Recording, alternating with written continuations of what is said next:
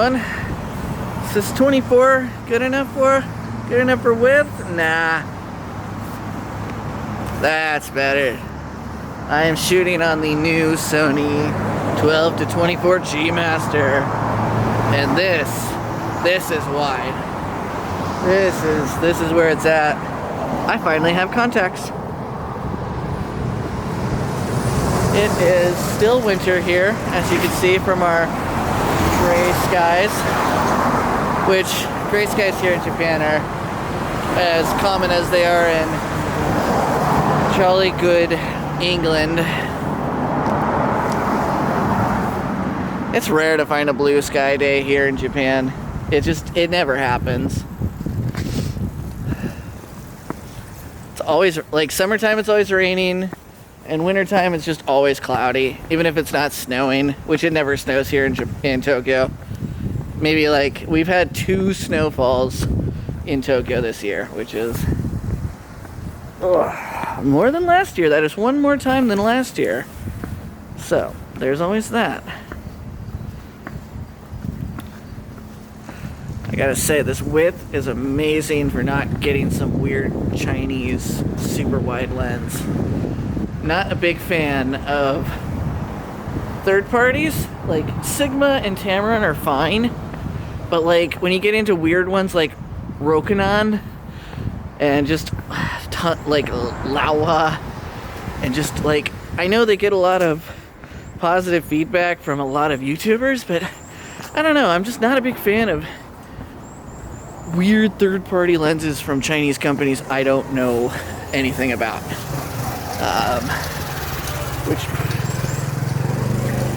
Which lets me go into story time. So when I was a kid, around 12 or 13 or so, my father decided, oh, we're gonna get a big fancy new TV. And which sounds great. Like, that sentence sounds great. If somebody says, hey, you want to get a big fancy new TV? It's like, oh yeah, big fancy new TV. We're gonna get plasma? Nah. Are we gonna get LCD? Nah. It's like, what are we getting? It's like, is it gonna be a Sony? No. Is it gonna be Toshiba? No. Zenith? No. Xeneon? No. Trinitron? No. Is it going to be anything like we know what it is? No. What it is, and I am still super confused with this TV. So, like, most of the stories that I may or may not share on my vlogs involve me getting forced onto trips that I don't want to take because my father's a grade A piece of work that never let me have any freedom as a child. But we went down to, where was it? San Diego. That's right. We drove from Klamath Falls, Oregon, all the way to San Diego. And I still don't know a thing about this TV. And this was a really weird trip. Like, there's a couple of these trips we took that, like, it's just kind of weird. We went all the way from Klamath Falls, Oregon to San Diego, California. So, for anyone who's not familiar with Oregon or California geography, Klamath Falls is like right at the bottom of Oregon. It's like maybe like an hour from the California border. So, you're basically going from essentially the top of the state plus a little, all the way to the very bottom, since San Diego is at the very bottom of California. So, with that being said, we drove all that way, which is super far away, in our dumb Chevy TriStar van. Always hated that thing. And which that takes a good 2-day trip to get down there. I mean, it could be 1 day, but yeah, it was a 2-day trip. Which, honestly, I've drove really far ways before, so the idea of driving that in 1 day is not very fun. But we get there, and this TV is huge, and this is the This is that era where it's not. Oh, I'm going this way. It's not a panel screen like what we have now, or even proto-panel screen like how plasma was transitioning to. Now, this is still full giant boob tube, and it's weird experimental boob tube because it's kind of plasma. It's kind of like it has plasma internals, but not plasma screen. It's not back illuminated, so the screen is still dark. Like it has that plasma effect where it's still dark.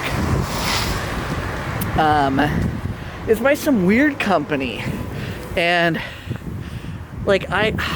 everyone told me, well, it's pronounced Luva because it's German, but I don't know if that's true because my father's an idiot, so I don't think that that's how it's pronounced. And it's been so long, I can't remember how the spelling. It's like something like L-U-W-A,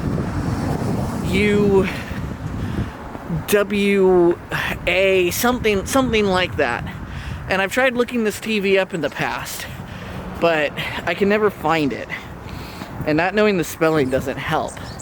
I'm almost correct on the spelling, but not quite. It's cold today. But no, this TV really changes my mindset on buying things, because not even within 6 months of owning this thing, and it's not new, it's not a new TV. Like, we get there, and the guy who's selling it to us, I swear this guy had to have, like, full-blown end-of-his-life AIDS. Like, he had the most pale skin. Like, he looked like a classical vampire. He looks like he hasn't seen the sun in years on end. And this is weird because he lives in a beautiful mansion in San Diego. And I mean, we're talking palm trees, we're talking like cobblestone driveway. It was immaculate, like so immaculate. This is like top tier what people think of. Konnichiwa. Like, this is what people think of in California when people think of success, like made it to the big time. This guy looked like he was about to keel over and die. I'll never forget this dude. And my 12 to 14-year-old age self, I don't remember how old I was exactly, it was something around that. But, it's so much brighter with contacts. I love it. But yeah, it was just so weird to go there and just to see all this. But my father, I think he spent around $5,000 on this TV. And like, I just still think to myself, there are so many brands you can spend $5,000 on, get something modern and current. And I know the Y2K era was expensive for a lot of reasons, mostly due to things such as 9/11 happening and just inflation in general going on. But no, I think he spent like $4,000 or $5,000 on this thing. My father was really bad with money. He always has been. And so, like, within 6 months of owning it, the thing breaks. And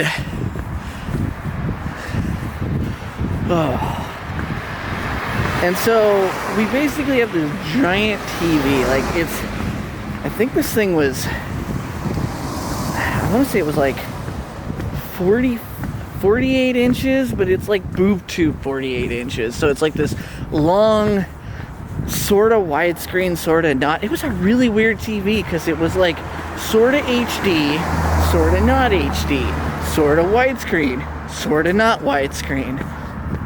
I don't know. The thing is an anomaly. And it's just like, if you want full screen, great. If you want widescreen, great. Don't make these weird experimentals.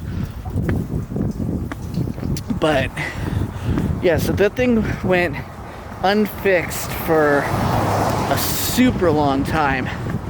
And like, this thing didn't even have HDMI ports, which I know HDMI ports were still semi-new at that point, but like, plasmas could get it, LCD could get it, some LCD could get it. Like, it wasn't like it was unheard of. It just was coming out at that point with 720. And this thing wasn't even 720. Like, it had S-Video. Whoopee. I've never had luck with S-Video. I don't know why that's always been the case for me, but S-Video and me have never gotten along.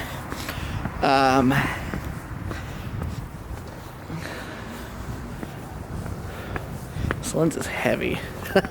But yeah, it took us like 2 years to find like a place to fix it. And I remember we moved from Klamath to Utah at that same point. And by the time we got it fixed, it's just like nobody even cared at that point. But it's just like, nope, it couldn't get fixed because nobody knew what it was. Like, no repair place could fix it because they had no idea what they were working with. This is a big thing. Like, I've never been a big fan of European television makers or electronics in general because the world doesn't really use European electronics. Japan and America are really where it's at for that. I'm sure there is some great European products out there, but I've just never personally seen them. It's the same reason why American cars aren't popular in Europe, or literally anywhere outside of America, is nobody else wants to deal with it. I get that. But yeah, this TV literally is the reason why I stick with name brand products such as Sony, Apple, Microsoft. They're companies that if I have issues, I know I can contact the manufacturer. The manufacturer's global. It's not an issue anymore.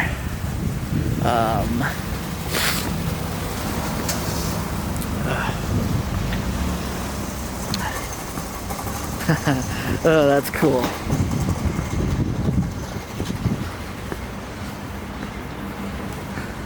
I love when people actually like sporterize their vehicles. It makes it personal and fun. I was actually just having a discussion about why our house is so boring, and it's because nobody makes their houses their own.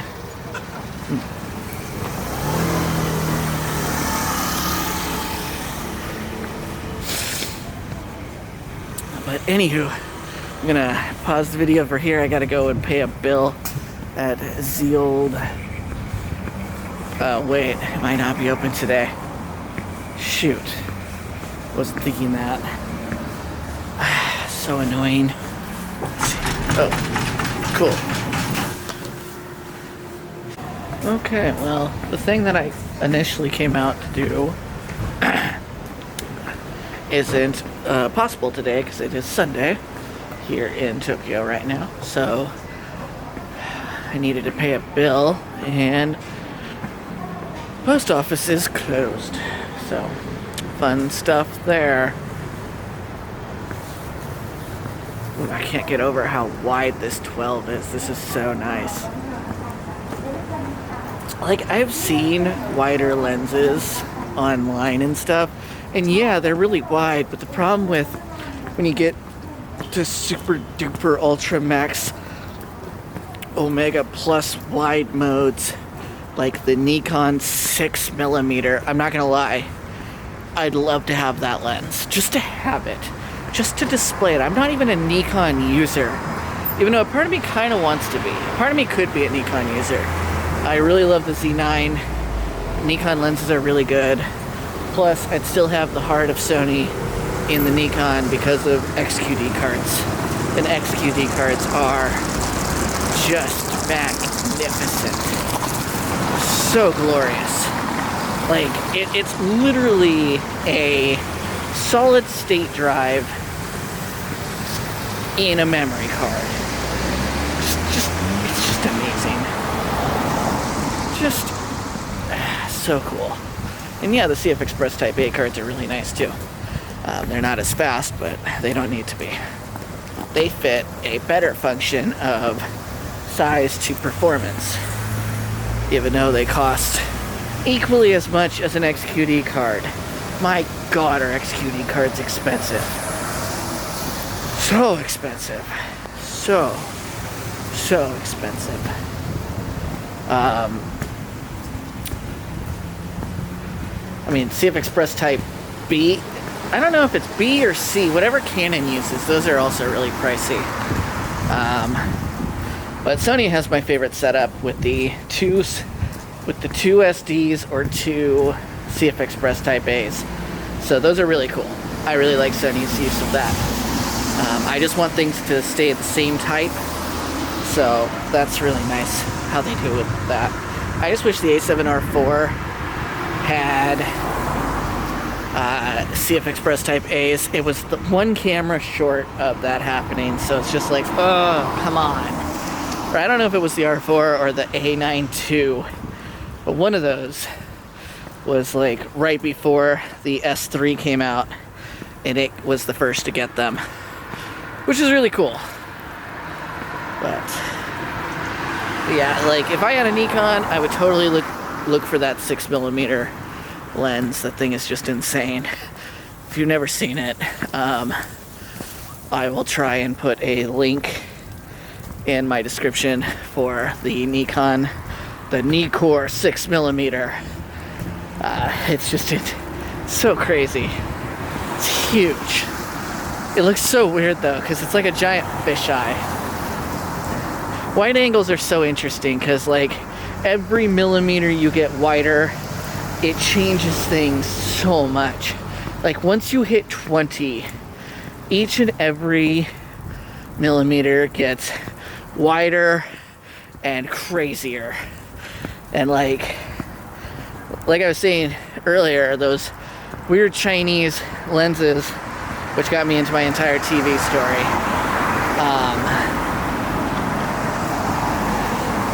they get so wide. But I will say, I think they're really neat due to their small size factor. That is nice. It is raining, so it's a good thing I'm heading home right now. I was going to do some more stuff, but it's going to start raining, and I don't have my umbrella. I don't want to. Today's really just test out these contact lenses day, which is fine.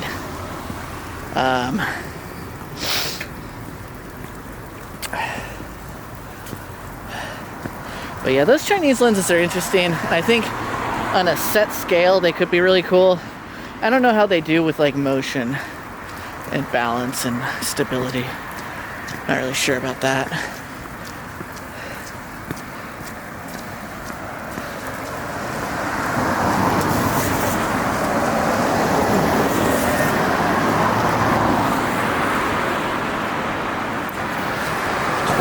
Is really nice though. Like I think I'm going to be using this to film for nearly everything, except the 20mm is still probably going to be my favorite due to one thing and one thing only. Its tiny size and lightweight make it a dream to vlog with. I never felt it over encumbering when it comes to vlogging or carrying around. I got a new lens setup, so I now have the perfect 3 lenses for general use of everything. The 12 to 24 G Master, 24 to 70 G Master, and the 70 to 200 G Master version 1. I get them all used.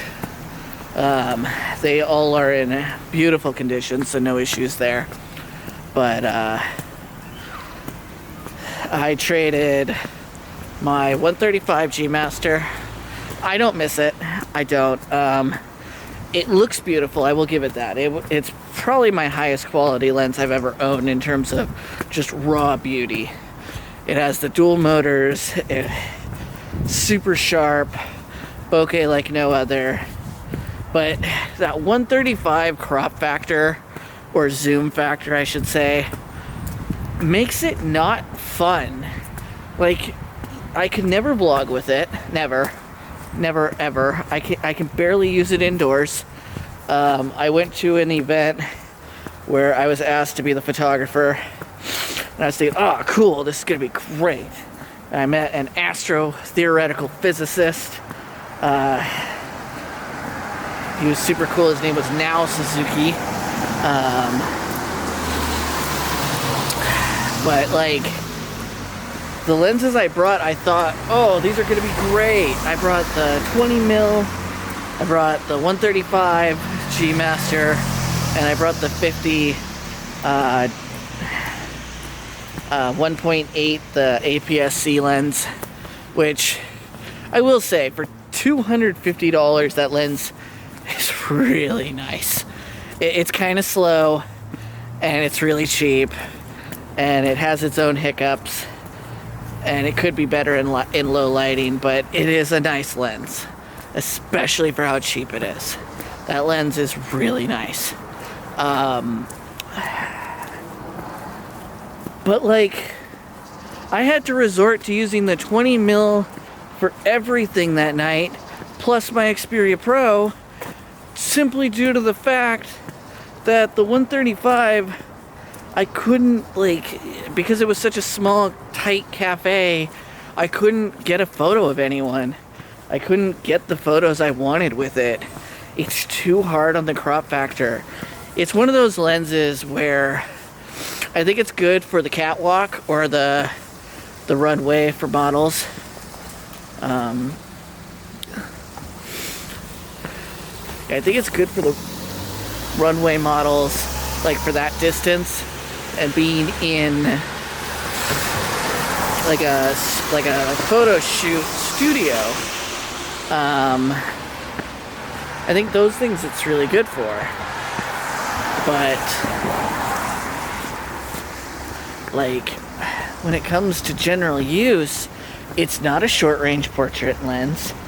It's not far enough to be a telephoto.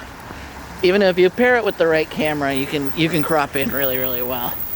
The 1.8 is nice, and the bokeh is beautiful. I have gotten some amazing photos with it. But like, for video use, forget about it. You're not going to use it for video. You're not going to use it for really much of anything. Ooh, and the rain's coming down. I love it. I love the rain.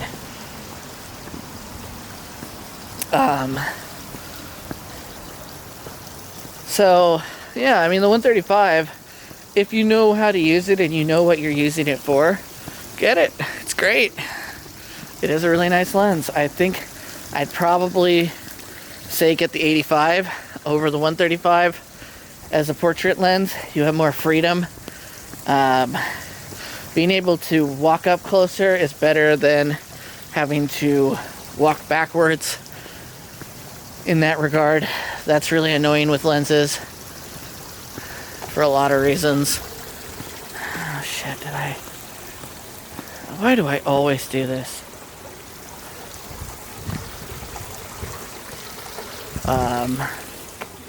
No, wait, maybe. I don't remember. But yeah, so I had to resort to using the 20 mil the entire night, which I love my little 20 mil. It's so nice. 20 mil f1.8. Super sharp, super wide. I mean, not super wide. The 20 mil looks like it's basically this, which is still really wide. And, you know, one of the reasons I had to stop listening to a lot of old people try and tell me how lenses are is that most old people will be like, zooms just aren't that good. It's like, no, zooms are great. I don't know who told, like, I don't know why people are so against zooms. Like, sure, maybe back in the 60s and 70s and 80s, zooms weren't that great. But, like, now, zooms are just unbelievable. And the lens game has changed a lot. Like, I used to think that you needed super fancy lenses, such as like 1.2s, 0.95s, 1.4s. That's just really not true.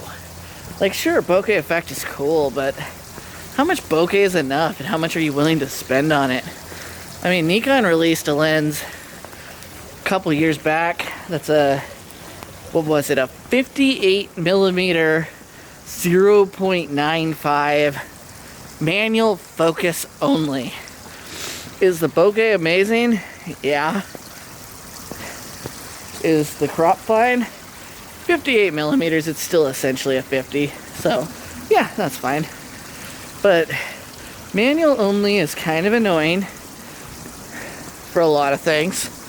If you like manual, great. If you like automatic, great. But like anything that's anything only is just annoying. But the lens costs like $9,000, and that instantly makes it right there totally not worth it.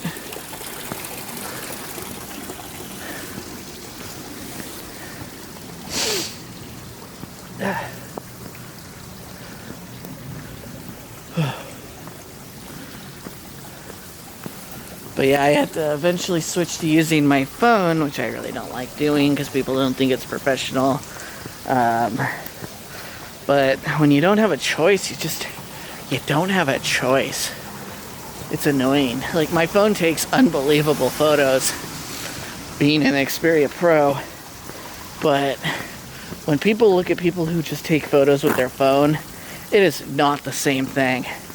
Like I know you can make entire YouTube videos just with a kick-ass phone. I get that. I do. I totally do, and I'm not going to discourage that. But if you show up to an event that you're getting paid good money to take all the photos with, like such as a wedding, and all you have is an iPhone, don't be surprised if they tell you that you don't have a job with them. It's not the same thing. They're paying for professional service. I am personally a believer that professional service should have professional gear. There's just what is perceived. Like, I get it. You don't need professional gear when people don't know what's going on. Like, I personally like my mirrorless setup better than an actual cinema video setup, mainly due to the fact that I can put all my mirrorless gear in my backpack and go somewhere, and it's not a big deal. I can afford batteries, I can afford memory cards. Like, I've looked into the FX6. The FX6 is stupid expensive. Like, if somebody asked me, well, which would you rather have, the FX6 or the Sony A1, I'd rather have the Sony A1. They cost the same price, except with the Sony A1, I can afford to get batteries, and memory cards aren't such a big deal. I know they both take the same memory cards, but like, I'd rather have the A1 because then I can get 8K. It's smaller. It's a sports camera. I can do more with it, essentially. I can pack it around because it still has the A7 body. So it's not a big deal with that.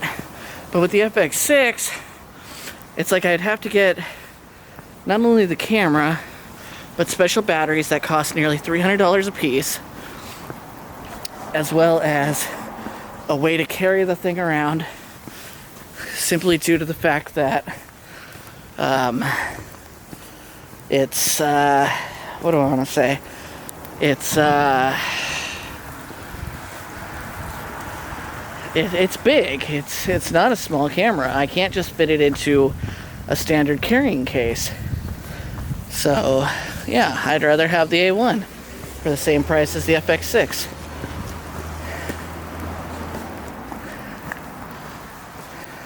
There are times where sometimes bigger is just not better. And, you know, if I had a home recording room where I made videos daily, yeah, the FX6 would probably be a lot better for a lot of reasons. But then again, I could do the exact same thing with my A7 III that I'm using. Well, A7S III that I'm using right now. So, again, it's just kind of hard to justify such giant purchases when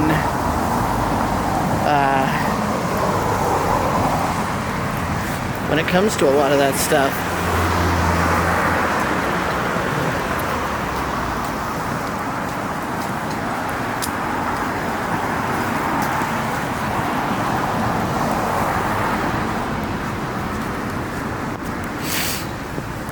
Oh, I can't wait for it to start getting warmer. I'm so sick of this cold. Cold's not fun. I have a really small body frame, so cold hits me pretty hard.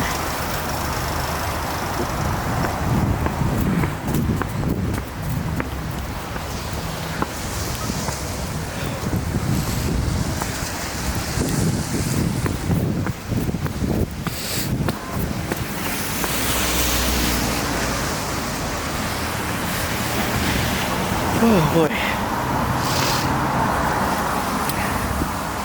Yeah, it's like I laugh because I enter all these different contests. And I'm not gonna lie, I always hope I win these things. I always have wild ideas of what I do if I win these sweepstakes. And one of them is a $5,000 camera gear sweepstakes. I know exactly what I'd do with $5,000 just applied towards camera gear. I'd get 2 different gimbals, one for a camera, one for my phone. They are different, plus the phone doesn't need a big one. So like having the little like OM5, that'd be cool. DJI makes great gimbals. And then the rest, I'd probably just get way too many memory cards and way too many batteries. I love memory cards and batteries. You can never have enough. A photographer who doesn't, well, anybody with a camera who doesn't have enough, like, just memory cards and batteries. Just 2 super important things. I would just like fill up like $4,000 worth of memory cards and batteries. That's all I would do.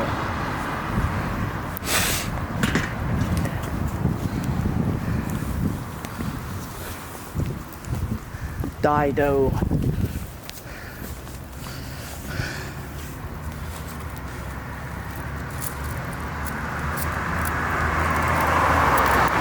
you like being Baradas and getting songs stuck in your head,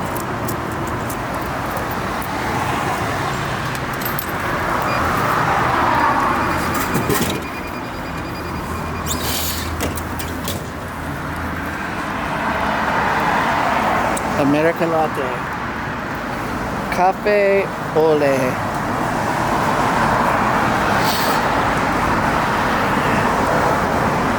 Cafe ole, cafe ole. Ah, hot, hot, hot, hot,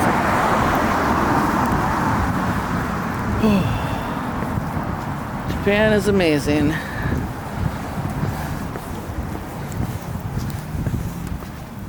Lived in the country my entire life. I have no desire to go back to country life. I like things close by. I like things simple. I like being near the events.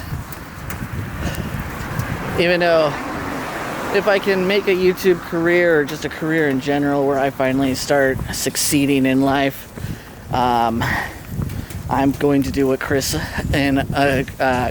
of Abroad in Japan did, and literally just buy a house and turn it into total 1970s, 1980s cyberpunk Japan. Neon lights, graffiti walls, just all that cool stuff. Basically turn it into a ramen shop, Blade Runner style, like literally what Chris in Abroad in Japan did. Like he reignited my spark to want to succeed. Which reminds me I need to finish my book. I'm really lazy about my book, and I need to stop being lazy about things. But it's hard to be not to be lazy when you don't have an actual goal. Hello, motorcycle. I love my bike. I love this bike. But yeah, so there's the vlog. Hope everybody's having a good day. I told my dumb story about my father and his dumb television purchases. Just remember, the moral of the story is, if you've never heard of this brand, do your research. We live in 2022. You can find reviews. Like, here's the thing. Good products have lots of reviews. Good products tell you what's going on. Good products are easy to figure out. Bad products, just like bad games, will have nothing. The less something has going for it, the more troublesome you should feel towards it. Good things will have lots going on. Bad things, look into. So, with that being said, don't buy dumb televisions from a company you've never heard of, or products in general of what you've never heard of. So with that, have a good one, everyone. Matane.